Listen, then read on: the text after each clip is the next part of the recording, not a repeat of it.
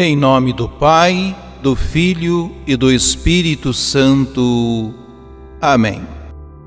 Os contratempos e obstáculos não conseguem deter o ardor missionário daqueles que se dispõem a seguir o Senhor. Renovemos nosso firme propósito de servir o povo de Deus com toda a coragem. Atos dos Apóstolos.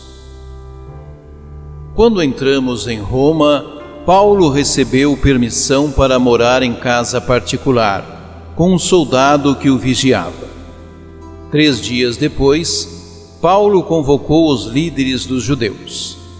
Quando estavam reunidos, falou-lhes: Irmãos, eu não fiz nada contra o nosso povo, nem contra as tradições de nossos antepassados. No entanto, vim de Jerusalém como prisioneiro, e assim fui entregue às mãos dos romanos.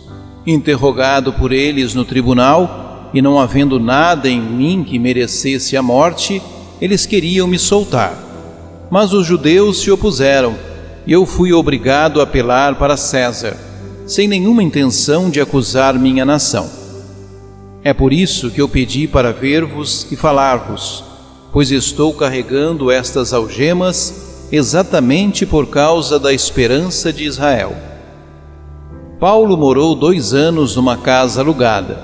Ele recebia todos os que o procuravam, pregando o reino de Deus. Com toda a coragem e sem obstáculos, ele ensinava as coisas que se referiam ao Senhor Jesus Cristo. Palavra do Senhor.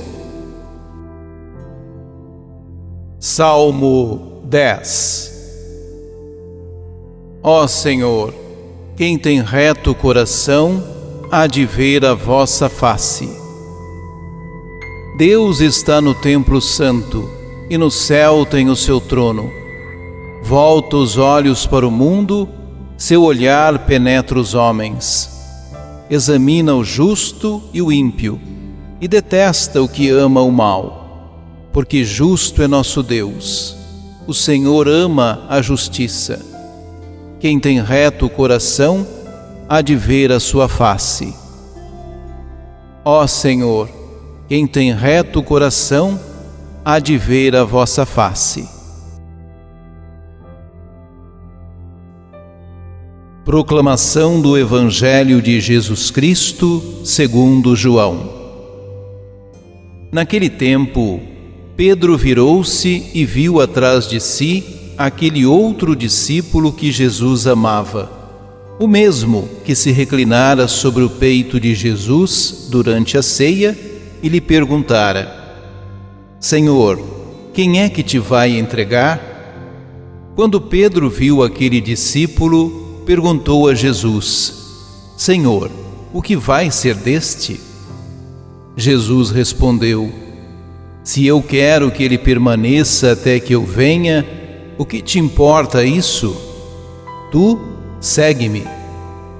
Então, correu entre os discípulos a notícia de que aquele discípulo não morreria. Jesus não disse que ele não morreria, mas apenas: se eu quero que ele permaneça até que eu venha, que te importa? Este é o discípulo que dá testemunho dessas coisas e que as escreveu. E sabemos que o seu testemunho é verdadeiro. Jesus fez ainda muitas outras coisas, mas, se fossem escritas todas, penso que não caberiam no mundo os livros que deveriam ser escritos. Palavra da salvação.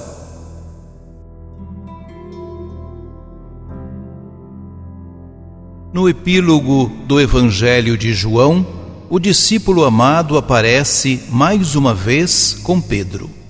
A presença de Pedro, cuja autoridade é reconhecida, serve para acreditar a de João e, de algum modo, a autoridade do próprio quarto Evangelho, que, direta ou indiretamente, remonta ao discípulo amado.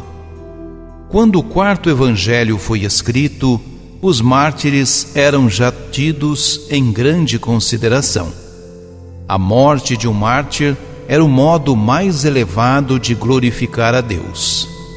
Jesus tinha predito o martírio de Pedro, mas não terá dito nada sobre o outro discípulo?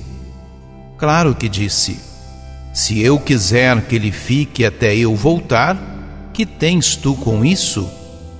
Tu segue-me. Os primeiros cristãos julgavam iminente a segunda vinda de Jesus. Embora muitos morressem, muitos outros viveriam até ao regresso do Senhor. Entre eles, João. Mas a vinda do Senhor não aconteceu como pensavam.